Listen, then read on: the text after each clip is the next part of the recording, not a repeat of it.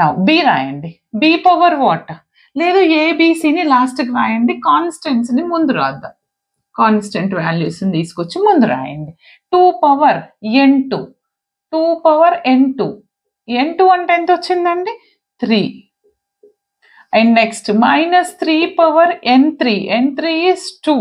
Next constant terms 2 power n4, n4 ఎంత వచ్చింది? 5. Next 5 power n5 ఎంత? 4. ఇప్పుడు ఏ టర్మ్, ఏ పవర్ n1 అంటే A power 2 a square. Next B power n2 అంటే b cube. C power n3 అంటే c power 2. Now D power n4, n4 ఎంత వచ్చింది? 5.